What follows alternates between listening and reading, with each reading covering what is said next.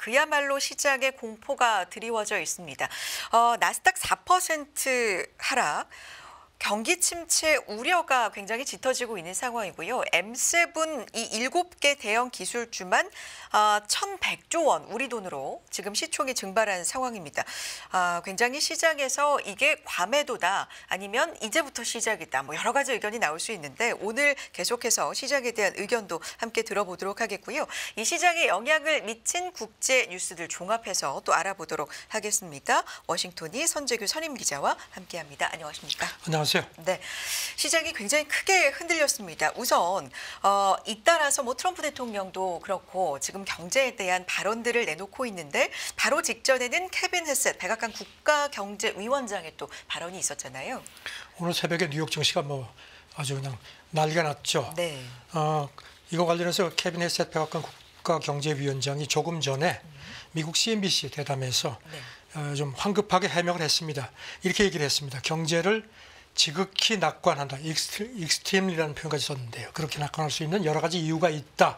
그러면서 중국, 캐나다, 멕시코에 적용한 관세가 이미 제조업하고 일자리를 미국으로 가져오게 하는 효과를 내고 있다. 글쎄 이게 이렇게 빨리 효과가 나는지는 모르겠습니다. 네. 그러면서도 지금 분기에 일부 그 블립스라는 표현을 썼습니다. 이게 이제 일시적인 주춤이라는 표현인데 그게 있다.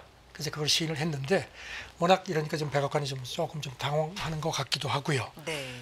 트럼프가 자기 발언에 갖는 무게가 대단하다는 걸 좀 한번 느낄 수 있는 그런 기회가 되지 않겠냐는 그런 지적도 나옵니다. 네. 트럼프 대통령도 뭐 과도기라는 표현을 했죠. 또 썼었고요. 네. 앞서서 베센트 같은 경우에도 뭔가 해독 뭐 이런 디톡스 이런 기간이라고 표현을 그랬죠. 네. 최근의 경제에 대해서 좀 올해는 둔화 내지는 좀 더 심하게 가면 침체까지도 우려가 있다라는 시장의 좀 분위기가 깔리고 있다. 케빈 헤셋 위원장의 발언까지도 좀 정리를 해봤습니다. 다음 얘기로 넘어가 봅니다. 어제 바로 한 하루 지난 얘기인 것 같아요. 마크 카니 이제 캐나다 차기 총리에 오르게 되는데 경제통으로 알려져 있죠. 그렇죠. 캐나다 네. 중앙은행장 그다음에 영국 중앙은행장까지 했죠. 네. 정치 전혀 경험이 없는 사람입니다. 그런데 집권 자유당이 그저께 그 이제 대표 선거를 해서 네 사람이 출마를 했는데 뭐 압도적 다수로 86% 지지를 얻었습니다. 그러니까 캐나다도 아시다시피 이제 그 내각제이기 때문에 집권당 대표가 이제 총리가 되죠. 그렇게 되니까 이제 이번 주에 24대 총리가 총리로. 되는 겁니다. 네. 그 현재 그 하원 의원이 아니죠. 이렇게 그 의석을 갖지 않은 인사가 총리가 되는 건 1984년에 그때 이제 자유당 존 터너 이후 처음입니다. 네. 그렇군요. 트리도 총리가 9년여 집권을 했잖아요. 그렇죠. 네. 그러다가 이제 뭐 인기 떨어지고 최근에 트럼프하고 또 티격태격하는 와중에 그렇죠. 이제 그만두겠다고 했고 이제 그렇게 해서 카니가 들어온 거죠. 지금 시기가 말씀해 주셨지만 미국과 굉장히 좀 민감한 시기에 있기 때문에 어떤 얘기를 처음부터 할지 좀 관심이 쏠렸는데 일단 어떤 발언들을 했는지 좀 정리해 주실까요? 이거에 대해서 굉장히 강한 발언을 잇따라 했습니다. 네. 선거 승리하고 나서 연설을 하면서 우리 경제 약화를 시도하는 누군가가 있다. 그래서 우리가 만드는 것, 파는 것, 생계를 유지하는 모든 것에 도널드 트럼프가 부당한 관세를 부과한다. 아주 직격을 했습니다. 그러면서 그가 캐나다 가게와 노동자, 기업을 공격한다. 여기다가 현존하는 위협이라는 표현까지 썼습니다. 네. 그 사람이 성공하도록 결코 놔두지 않겠다. 그리고 덧붙이기를 민주주의는 거저오는 게 아니다. 미국이 우리를 존중할 때까지 계속 관세를 유지하겠다. 아주 네. 강하게 받아쳤습니다. 그리고 뭐 미국의 51번째, 51번째 주로 들어와라 이런 얘기를 뭐 한 번 한 게 아니라 뭐 지속적으로 했기 때문에 이런 부분에 대한 언급도 있었습니까? 미국은 캐나다가 아니다. 네. 절대로 어떤 방식으로든 어떤 형태로든 미국의 일부가 되지 않을 거라고 강조를 했습니다. 알겠습니다. 지금 이제 네. 원래 오는 10월이 이제 캐나다 총선 네. 예정인데 지금 외신들은 조기 총선을 앞당길 것 같다는 겁니다. 아시다시피 지난번에도 말씀드렸지만 그 제1야당이 보수당인데 그동안에 뭐 압도적으로 리드를 하다가 트럼프 이익이 들어서면서 이제 그 보수당이 그 트럼프에 대한 캐나다 사람들이 이제 감정이 많은데 그게 이제 보수당한테 가는 바람에 지지율 격차가 엄청나게 줄었고 일부 자유당이 뭐 앞선 것까지 나왔거든요. 그래서 이제 조기 총선으로 당겨서 본인도 출마를 할 걸로 그렇게 관측이 됩니다. 네. 마크 칸이 본인도 총선에 출마할 것으로 관측이 된다. 이런 보도 나오고 있는 상황이고요. 캐나다 관련된 얘기 조금 더 해볼까요? 트럼프 행정부와 지금 캐나다 관세 관련돼서 관세 전쟁을 치르고 있다. 이렇게 표현해도 과언이 아닌데 그러나 중에 미군과 합동으로 북극권 훈련을 했다고요? 어떤 얘기입니까? 2월 중순부터 지난 일요일까지 네. 북극 그쪽 캐나다 최북단에서 훈련을 했습니다. 연례 훈련을 했습니다. 이게 이제 나눅 이제 북극곰이라는 명칭인데 훈련을 했습니다. 여기는 이제 미국, 캐나다 외에 영국, 벨기에, 스웨덴, 핀란드도 동참을 했습니다. 이제 극한 속에서 전투력을 유지하는 이제 그런 능력을 높이는 게 훈련 목표라는 게 영국 가디언 보도입니다. 네. 북극에 눈독을 들인다고 표현할까요? 진출에 좀 열을 올리고 있던 대표적인 국가 또 중국이 있잖아요. 자기네가 네. 근 북극 국가라고 주장을 하면서 이제 러시아하고 해서 이제 지구 온난화 때문에 이제 북극 쪽 이제 해빙이 빨라지니까 이제 항로도 열리고 네. 더군다나 거기 이제 엄청난 천연 자원이 있으니까 네. 그런 걸 노리는 상황입니다. 그래서 그런지 캐나다 국방장관이 기후 위기 때문에 북극 자원하고 항로 접근권이 높아지는데 이것 때문에 이런 표현을 썼습니다. 불행히도 다른 적대국, 그러니까 러시아가 그동안은 이제 계속 그랬는데 거기다 이제 중국을 의미하는 겁니다. 더 치열한 경쟁에 뛰어오도록 유혹하고 있다. 이렇게 지적을 했습니다. 네. 북극해 인접해 있는 그 지역, 바로 옆에 민간 소유 항공기 경납고에 중국과 러시아가 또 관심을 보이는 일이 있었는데 이것하고도 연관된 얘기가 그래서 있어요. 가디언이 네. 작년인데요. 북극해 아주 근처에 북미방공 사령부 옆인데 민간 소유 항공기 경납고인데 그걸 이제 중국하고 러시아가 이렇게 자꾸 눈독을 들이니까 캐나다가 우리 돈으로 한 90억 원 정도 샀다는 겁니다. 그 정도로 지금 민감하게 의식을 한다는 겁니다. 네.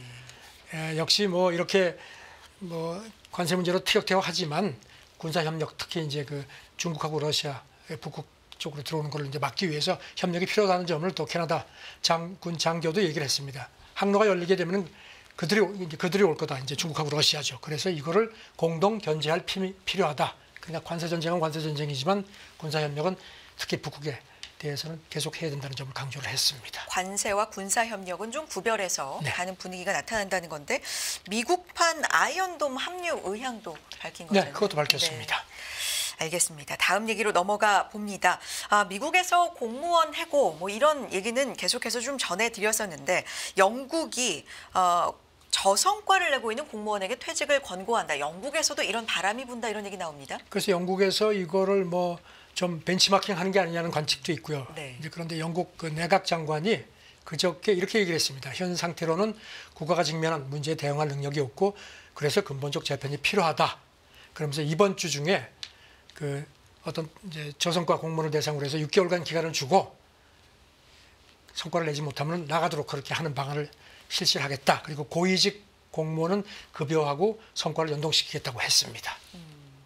미국에서도 뭘 했는지 보고를 해라. 그런 그것 것들을 때문에 보내지 않으면 반발이 많죠. 네. 근데 영국에서도 어쨌든 성과가 나지 않으면 해고를 하겠다. 이런 움직임이 있는 거군요. 일단 노조는 발끈합니다. 네. 노조 간부가 정부가 말만 자꾸 그렇게 하는데 개혁의 본질이 뭔지를 확실하게 제시해라. 이렇게 이제 얘기를 했고요. 네. 그다음에 이제 가디언 같은 경우는 이제 진보 성향 매체인데 공직 사회 문화를 너무 급하게 바꾸려고 한다. 이제 미국의 정부 효율부를 이제 벤치마킹 하려는 모양인데 이거 트럼프 하는 식으로 따라갈 거냐 하는데 또 여기에 대해서 그동안의 어떤 방만한 정부 운영에 대한 그런 그건 나름 필요한 거 아니냐는 그런 시각도 있는 모양입니다. 네. 알겠습니다. 다음 얘기 넘어가 보겠습니다. 네. 콩고 민주공화국이 광물 자원을 내걸고 미국의 군사 지원을 요청했다. 요거는 어떤 앞선 배경이 있는지 설명이 좀 필요할 것 같아요. 지금 아시다시피 트럼프가 우크라이나 광물 자원에 지금 아주 본격적으로 이제 손을 대고 이제 아마 이제 루비오가 사우디 갔으니까 이제 그 협상을 시작할 네. 텐데 이런 가운데 파이낸셜 타임스 보도를 보면은 아프리카 콩고 민주공화국 이제 민주 콩고라고 부르죠. 여기도 금, 코발트 같은 광물 자원이 굉장히 많거든요. 그래서 지금 이거를 미국이 눈독을 들여왔는데 사실은 지금 대부분의 광산 개발권은 중국 국영 기업들이 진출해서 갖고 있습니다. 한 80% 이상을. 그런데 소식통들 얘기는 이쪽에서 조금 좀 이렇게 다변화하려는 것 같습니다. 미국의 루비오 장관한테 편지를 보내서 당신들한테 개발권을 줄 수 있으니까 그 대신 우리한테 군사 지원을 좀 해줬으면 좋겠다. 이렇게 편지를 냈다는 겁니다. 말씀해 주셨지만 금, 코발트 같은 광물 자원은 굉장히 풍부한데 뭐 무장 단체도 그렇고 굉장히 좀 불안한 상황이 이어지고 있는 거죠. 그렇죠. 특히 네. 동쪽에 이제 그 매장량이 많은데 그쪽에 뭐 그 루안다 그 지원을 받는 뭐 투치 반군 포함해서 한 100여 개의 그 무장 단체가 있어서 아주 내란이 심각합니다. 특히 네. 그래서 동부 지역은 이 투치족 반군이 제1, 2도시를 다 점령을 했습니다. 그러니까 이제 중앙정부가 상당히 지금 위기감을 느끼는 상황입니다. 그래서 미국에 손을 내민 걸로 보입니다. 앞서서도 짚어주셨지만 정말 어느 정도로 맞나 했더니 코발트 세계 최대 생산국이군요. 네. 네. 그래서 여기에 대해서 미국 국무부도 그 인정을 했습니다. 민주콩고가 첨단 기술이 필요한 광물 자원 다수를 갖고 있다. 그러면서 미국 우선주의에 부합하는 분야에서 협력할 용의가 있다. 그러니까 이제 이게 좀 상당히 민감한 부분인 거를 이제 의식을 한 것 같습니다. 중국이 가만히 있을 리가 없죠. 여기 대해서 민주콩고 정부 대변인도 그 파트너 다변화를 희망한다. 미국 자본 투자를 환영한다 했는데, 근데 지금 로이터 보도를 보면요, 지난주에 이쪽 민주콩고 대표단이 미 하원 외교위하고 접촉을 하려고 했는데 이 일정이 정작 취소됐다고 합니다. 네. 그러니까 이게 또 어떤 배경이 있는지 궁금합니다. 알겠습니다. 다음 내용 넘어가 보겠습니다. 트럼프 행정부가 내세우고 있는 대표적인 뭐 정책이랄까요? 이 방향을 한마디로 요약하면 좀 줄이겠다. 쓸데없는 그렇죠. 것들을 특히 돈 낭비를 좀 줄이겠다. 이런 건데 그런 일환으로 대외 원조도 즉각 중단한 부분들이 있잖아요. 근데 이것들로 전염병 위험이 아프리카에서 굉장히 커진다고요. 거기에 대해서 쓸데없다는 표현을 쓰셨는데 거기에 대해서 쓸데없는 게 아니다. 그건 너무 단격이다. 길게 봐야 한다는 게 이제 이런 맥락이라고 그렇죠. 보이는데요. 뉴욕타임스가 이렇게 보도를 했는데 지금 이렇게 트럼프가 대외 원조를 뭐 대폭 줄이는 바람에 특히 아프리카 같은 경우에 이런 이제 전염병 확산이 심각해서 에볼라라든가 엠폭스 같은 게요. 그래서 지금 이게 전 세계로 다시 확산하고 그렇게 되면 결국 미국으로 들어올 수 있다는 그런 경고가 나온다는 겁니다. 네. 여기서 계속해서 얘기가 나오고 있는 게 이제 국제개발처 관련된 얘기잖아요. 뭐 즉각 중단하고 이게 이제 취임하면서도 굉장히 이야기가 좀 많았었는데 관계자 얘기도 들어봐야 되겠어요. 어제 외신을 보니까 뭐 네. 84% 이상 대외 원조를 줄이기로 한 모양입니다. 그래서 여기 대해서 이제 이 개발처 관계자, 이 사람 이제 이름을 밝히지 말아라. 네. 나 잘못하면 쫓겨난다 이러면서 세상이 몇 주 전보다 훨씬 더 위험해졌다. 특히 원조 중단이 단행된 시기가 매우 나쁘다 하면서 이제 민주콩고 말씀드린 이런 경우에 지금 엠폭스가 지금 상황이 굉장히 나쁩니다. 그래서 주변 12개 아프리카 국가로 지금 확산하고 있다는 점도 지적을 했고요. 그것 말고 출혈열 바이러스 기승도 심각하다.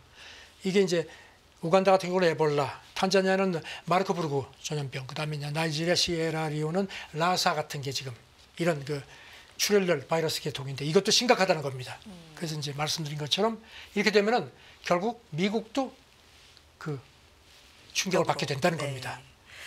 그렇군요. 그러니까 미국 입장에서는 낭비를 줄이겠다, 뭐 쓸데없는 그런 지출을 안 하겠다라는 건데 이게 결코 쓸데없는 게 아니라 결국에는 미국으로도 그럼요. 나쁜 영향이 돌아간다. 지금 그래서 뭐 이렇게 지금 그 2023년만 해도 USAID를 통해서 미국이 30개국 정도의 한 9억 달러, 우리 돈으로 1조 3천억 정도의 이런 거 공중보건 지원을 했는데 이게 이제 거의 끊겼습니다. 그렇게 되니까 이제 소아마비라든가 이런 거 에볼라 같은 게 지금 급격히 늘어나고 있고 그래서 이제 미국으로 들어올 수 있다 하면서 이 사람 얘기가 코로나를 기억해봐라. 중국에서 생겼는데 결국 미국도 엄청나게 충격을 받지 않았느냐 이렇게 강조를 했습니다. 알겠습니다. 다음 얘기로 넘어가 보겠습니다. 미국과 러시아의 밀착 이 부분에 이제 세계가 좀 행보를 바라보고 있는 상황인데 유럽이 버려진다, 서방의 종언이다 이런 표현들이 나옵니다. 그동안에도 몇 차례 지적을 드렸는데 뉴욕타임스가 이걸 이제 몇 차례 분석을 하면서 네. 이번에는 미국하고 유럽 간의 디커플링이 불거지는 상황으로도 이렇게 집중적으로 분석을 했습니다. 그러면서 이제 이렇게 지적을 했습니다. 냉전 때 옛 소련이 미국하고 유럽 간의 틈을 벌리려고 그렇게 노력을 했는데 결국 뜻을 이루지 못했는데 트럼프가 집고 나고서 단 몇 주 만에 그게 실현이 된 셈이다. 그리고 로이터도 또 오늘 새벽에 트럼프가 단 3주 만에 세계 구도를 바꿨다. 이런 식의 그 특집을 또 내놨습니다. 네. 미국이 그간에는 뭐 평화를 좀 관리하는 그런 나라였지만 더 이상은 아니다. 뭐 이런 표현도 나와요. 유럽 의회 그 네. 중도 정치 그룹 대표도 그렇게 얘기를 했습니다. 그동안에는 평화를 관리하는 기둥 역할을 했는데 더는 아니다. 그래서 트럼프가 푸틴을 대변하는 이런 상황에서 유럽이 세기를 찾을 수밖에 없다. 여기다 이제 뉴욕 타임스는 서방이라는 개념이 사라지고 그 자리가 어떻게 채워질지 아직까지 불투명한데 한 가지 분명한 거는 강대국이 끝장날 때까지 싸우는 그야말로 극한 폭력이 들어설 수 있다는 점입니다. 이게 걱정된다는 겁니다. 네. 트럼프 대통령의 지금 행보에 대해서 뭐 여러 가지 찬반의 의견, 이제 응원하는 쪽과 좀 우려의 목소리, 뭐 당연히 갈리는 거는 맞겠습니다만 자유민주주의를 포기했다, 뭐 이런 우려까지 좀 극단적인 것 같긴 한데 나오는데요. 예, 네. 그러니까 여기 대해서 이제 파리 정치대학 그 사회학자 얘기가 트럼프가 뭘 하든지 자기가 가장 걱정되는 거는 스스로가 자유민주주의를 포기했다는 걸 부인하는 거라는 겁니다. 그래서 이런 상황이니까 유럽이 취할 수 있는 가장 현실적인 방안은 영내 군사력을 통합하고 강화시킬 수 해야 한다는 겁니다.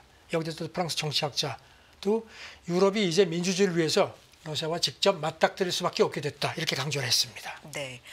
여기에 유럽이 뭐 특히 독일이 그렇죠. 지금 뭐 재정을 이제 확대해서 방위비 쪽으로 좀 더 쓰겠다. 인프라 쪽으로. 그게 뭐 간밤 뉴스도 보면 조금 내부에서는 그렇죠. 갈등이 좀 있는 모양이던데요. 네. 관련된 얘기도 있습니다. 독일은 뭐 아시다시피 헌법에서 재정 적자를 딱 제한을 해놨는데 이제 그것도 헌법을 고쳐서라도 풀어서 방위비를 늘리겠다는 그런 이제 목소리가 커지고 있죠. 이런 네. 가운데 그 차기 총리로 지금 메르츠 기민당 그 대표가 유력하죠. 이 사람이 절대적 우선순위는 유럽을 가능한 빨리 강화해서 단계적으로 미국으로부터 독립하는 거다. 그러면서 트럼프 행정부는 유럽 운명에 관심이 없다, 이렇게 강조를 했습니다.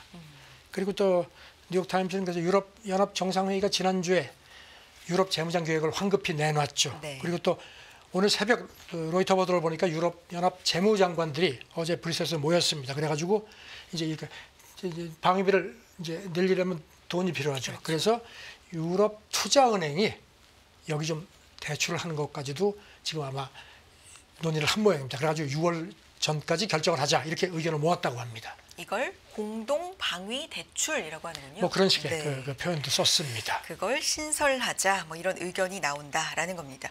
추가로 또 전해주실 내용이 있을까요? 그럼 또 네. 뉴욕 타임스는 이제 푸틴은 지금 표정 관리하고 있다는 겁니다.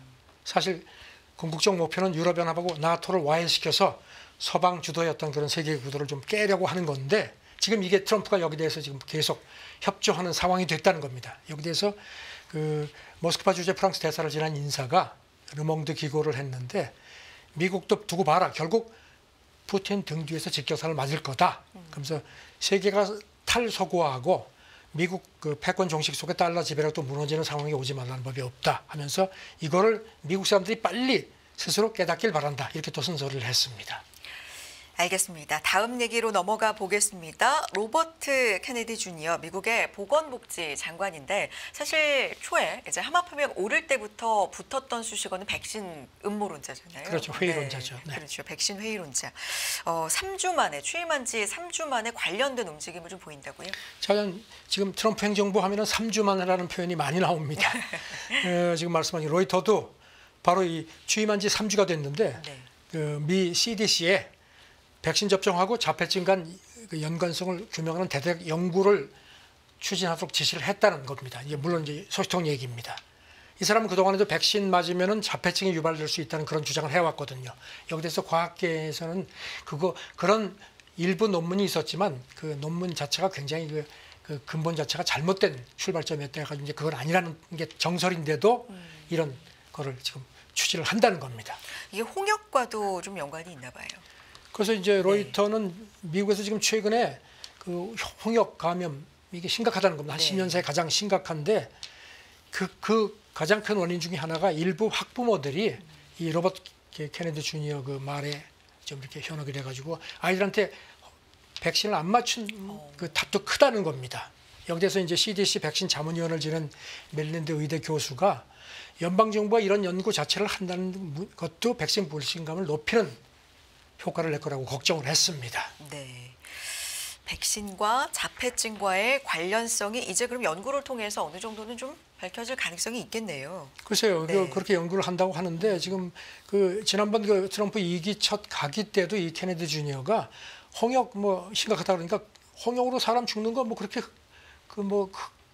가끔 있는 일 아닙니까 하는 식으로 얘기를 해가지고 또 이제 공중보건 전문가들이 아주 경악을 했다는 겁니다. 지금 이 사람이 CDC 책임자로 임명된 사람도 이제 이번 주에 인사청문회가 있는데 그 전 하원의원 의사 출신인데 이 사람도 같은 그 지론을 갖고 있습니다. 백신하고 자폐증 간의 연관이 있다는 그런 생각을 한다는 겁니다. 하지만 여기 대해서 지금 전문가들의 중론은 그거는 무관하다. 이게 학계의 정론이라고 그 반박을 하고 있습니다. 네. 연구를 해서 이게 사실관계가 명확하게 밝혀지는 건 사실 굉장히 그렇죠. 좋은 그런 의미도 일이죠. 있는데 이제 그 네. 연구 자체가 사람들을 더 불신을 높인다는 그런 걱정들을 하는 겁니다. 이 가게에서는 또 그런 걱정도 있군요. 자, 다음 내용으로 넘어가 볼 텐데 이것도 뭐 연관된 얘기입니다. 백신에 관련된 얘기인데요. 미국 식품의약국이 필수적인 전문가 회의를 취소해서 백신 이 생산에 좀 차질이 있을 것 같다. 이거 어떤 얘기입니까? 지금 이제 독감 시즌이니까 네. 이제 그리고 이제 독감은 아시다시피 자꾸 진화되기 때문에 그렇죠. 매번 이제 그거를 그 균주를 찾아가지고 이제 거기 맞게끔 백신을 개발해야 되는데 이제 그러자면은 이제 CDC가 외부 전문가들 회의를 이제 매년 이맘때쯤 소집해서 이제 그 균주가 뭔지를 규명해서 그거를 이제 결론을 백신 제조업계에 제시를 해야 되거든요. 네. 그 회의가 원래 현지 시간으로 목요일 예정이 돼 있었는데 네. 갑자기 취소가 됐다는 겁니다. 여기 대해서 그 식품의약국에서는 일체 이유를 얘기하지 않는데 아마 로버트 케네디 주니어의 그런 영향이 입김이 작용한 거 아니냐 그런 관측이 많습니다. 그러면 이게 꼭 개발이 돼서 이제 생산이 돼서 맞아야 될 시기라는 게 있는데 그렇죠. 이게 이제 연기될 가능성이 그걸 이제 있다는 언제 거죠. 그럼 회의를 할 거냐 거기에 대해서 얘기를 안 하는데 뭐 이달 중에 하더라도 네. 상당히 그 차질이 빚어질 수밖에 없다는 겁니다. 한 7, 8월쯤 준비가 다 돼야 되는데 그렇게 되면 이제 곤란하다 해서 하는데 그래서 이제 미국 언론도 이 로버트 케네디 주니어의 의중이 강하게 반영된 것 같다 이렇게 관측을 합니다. 알겠습니다. 다음 내용으로 넘어가 보겠습니다. 강도 높게 진행이 됐죠. 취임 직후부터입니다. 불법 이민자 추방, 비용 탓에 근데 차질을 빚고 있다. 사실 근데 이게 강도 높게 좀 진행이 되면서도 인력도 모자라다. 이런 얘기는 계속해서 좀 나왔었거든요. 월스트리트저널 보던데요. 그동안 이제 체포를 해서 본국에 송환시키고 이제 그러면서 중간에 이제 관타나모 그 기지를 기착지로서 했고 몇 차례 이제 송환을 시켰거든요. 그런데 이제 월스트리트저널 보도를 보면은 군용기가 많이 동원됐다는 겁니다. 왜냐하면 이제 그 뭐 민간 항공기 그런 뭐 좌석 문제도 있지만 군용기를 동원하면은 어떤 외부에 대해서 트럼프 행정부가 이 정도로 강한 의지를 갖고 있다는 걸 보여주는 홍보 효과도 기대했다는 겁니다. 그런데 문제는 비용이 너무 많이 든다는 겁니다. 네. 왜냐하면 군용기를 동원하니까 이제 거기다 이제 뭐 꽉 채워가지고 갈 수 없으니까 1인당으로 계산하니까 민항기 1등석보다 더 먹힌다는 겁니다. 그래가지고 지난주부터 펜타곤이 조용히 군용기 동원을 중단했다는 겁니다. 네. 여기 보니까 시간당으로 한번 보면 우리 돈으로 4천만 원이 넘네요. 그러니까 이제 네. 미군 그 수송기 C-17이라고 그러니까 엄청 큰 거거든요. 탱크도 실을 수 있는. 거기는 이제 시간당 운영비가 우리 돈으로 4,100만 원이 넘는데 네. 거기다가 뭐 한 12명을 실어가지고 보냈다는 겁니다. 그러니까 그게 민항기 1등석보다 훨씬 더 먹혔다는 겁니다. 네. 그래서 이제 그것 때문에 일단 중단이 됐다는 게 월스트리트저널 보도입니다. 알겠습니다. 이 얘기 여기까지 하고요. 음주 얘기가 나오는데 네.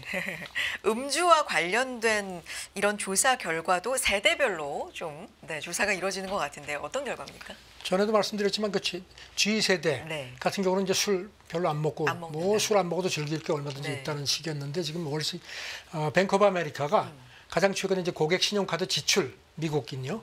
그걸 비교를 해보니까 미국 사람들이 집 밖에서 음주 지출이 좀 늘어났는데 이게 세대별로 완연한 차이가 난다는 겁니다. 네. 이를테면 밀레니얼 세대, 여기는 이제 80년대 초, 90년대 중후반 출생자. G세대는 아시다시피 1997년부터 2012년 출생. 뭐 합쳐서 MZ라고 하죠. 그렇죠. MZ라고 하죠. 그 세대가 거기는 금주가 좀 완연히 줄어드는 추세인 네. 반면에 베이버 부모 1955년부터 1974년 출생한 거기는 술을 훨씬 더 많이 마시고 특히 바깥에서 이런 뭐 식당에서 반주로 먹는 게 아니고 술집에 가서 먹는 지출이 훨씬 더 커졌다는 겁니다. 네. 세대별로도 좀 다르다. 지난번에 한번 소개해 주신 것과도 일맥상통하네요. 젊은 그렇죠. 세대는 좀 술을 안 먹는 편이다. 네. 그래서 이제 여기 대해서 비즈니스 인사이더가 네. 분석을 하는 게 뭐 짐작하시겠지만 이 베이비붐 세대 같은 경우는 집값도 많이 올랐고 그다음에 이제 증시해서 좀 여유고 돈이 있다는 겁니다. 그 예전 같으면 그걸 전부 자식 세대들한테 이렇게 많이 줬는데 이제는 내가 다 쓸 거야. 뭐 이런 것도 작용을 한다는 겁니다. 반면에 젊은 층은 너무 사는 게 빡빡하다는 겁니다. 집도 사야 되는데 이 모기지도 만만치 않고 그다음에 집세 내는 것도 힘들고요. 그다음에 소득은 자꾸 줄어들고 그래서 이제 이런 격차가 나타나는 것 같다 합니다. 네. 저는 술 마시게 하는 세대 같은데 젊은 사람들은 맨정신으로도 힘든 세상이 된 것 같습니다. 알겠습니다. 오늘 여기까지 들어야 될 것 같습니다. 워싱턴이 선재규 선임 기자와 함께했습니다. 고맙습니다. 네, 감사합니다.